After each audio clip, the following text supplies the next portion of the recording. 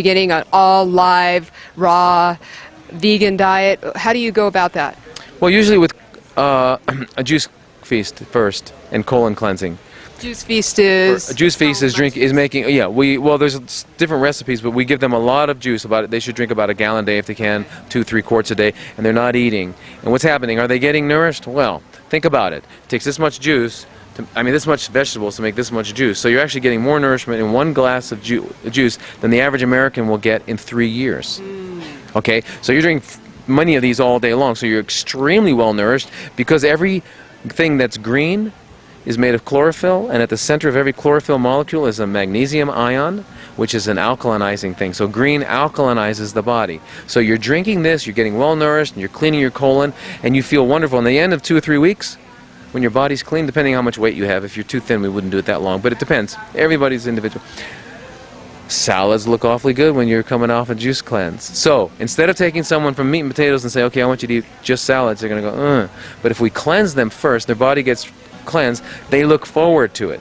So should we need to be what we are as primates, divine primates, and we need to be eating uncooked, live, vegan food, plants.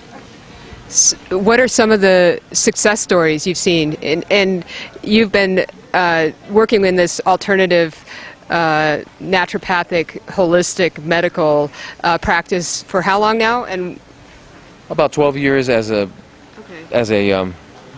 integrative, holistic practitioner, but before that I was a regular conventional MD. Yes. So my question is, what kind of success stories have you witnessed over all these years? Well, an example, recent example, a man with stage 4 lung cancer. If you know anything about stage 4 lung cancer, it's very poor prognosis. He came to us. He happened to be a black belt in karate and was a karate instructor, so he was used to discipline. So when we explained to him, well, this is how you get healthy, he goes, okay. He did it, and he did it. And 5 weeks later, we couldn't find the cancer. 5 weeks. Wow. Documented, PET scan. This is not nonsense. Of course, we did our treatments, but he also loved the process that he learned. Okay, another one. Comes into the education part of the medical. Right. Yeah. Right. Doctors, teacher. Exactly. Now, and I have a whole staff that teaches it. We have a whole wonderful staff. Now, another really great story is a woman, this was in 2001, who came in. She had a large breast tumor mass. It was biopsied cancer. She had a lot of lymph nodes under here, which made it at least a stage 3. Could have been stage 4. She didn't want to go any further. She came in just for us to help her deal with her pain, because she had so much pain from the lymph nodes that were involved in the cancer, she couldn't lift her arm. Okay.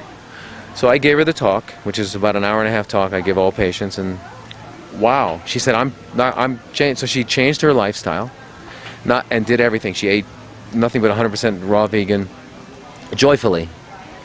Got her colon clean, did Tai Chi, did yoga, did meditation. Excuse me. That was in June of '01. Every month she'd come in. She didn't even want IV vitamin C. Every month she'd come in and I would measure her breasts. They would smaller and smaller and smaller. And she was getting more and more joyful. In January, she had a fatal automobile accident. And when they did an autopsy, there was no cancer. This was 6 months. Now there is a way, because you can say someone had no cancer in other ways, but the autopsies are definitive.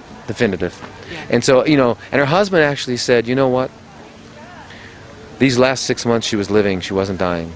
Our relationship healed, her relationship with her children healed, and it was a beautiful thing, and she was ready. So we learned a couple things. We learned the incredible, awesome power of living according to our natures. And secondly, the awesome power of the universe, of God, of our, whatever you want to call it, I don't know how you call it, because guess what we learned? None of us has a contract for tomorrow. We'll all have the same prognosis. We don't know if we'll be here tomorrow. We have today. I've had many couples come in and the spouse has cancer and the other one doesn't, and the other one dies first from an automobile accident, a heart disease, and we've been focusing on that. So the truth is, we all have today. Yes. And every day we have to so it's not how many days we have on earth, it's not up to us. It's what we do with those days. Yes, yeah. Wonderful, wonderful message. Do you have any closing words to share to our viewers about recommendations on how to stay healthy and be vibrant, living healthy in their lives? Well, Number one, never stop reading and searching. You know, that's one. If you ever go to a high school reunion and you see friends, you can tell who read and who didn't 30 years later, 40 years later, because they haven't changed. So reading is what allows us to continue to change. But keep searching it out. But basically, the fundamental thing that I encourage everyone to do is to reconnect with nature. We are primates. We need lots of vegetation and fruit and nuts and seeds. We need oils, we need salts, we need all these things. All vegetarian animals like horses need salt licks. Elephants in the jungle, they go to salt licks. So we need these things. We need oils from nuts. Go back to eating it. If it has a package, if it comes in a package, it was prepared.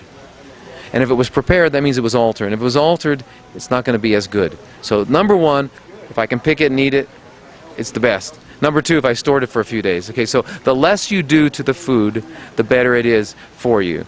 And remember, they can make potato clocks. You can take a potato and put in this, it's got two prongs in it, and the clock will work because the potato has an electromagnetic current in it still. Really? If you bake that potato, the clock won't work because it's dead.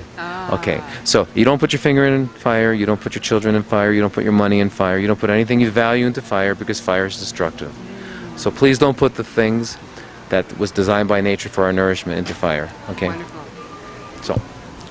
Thank you. Very important message.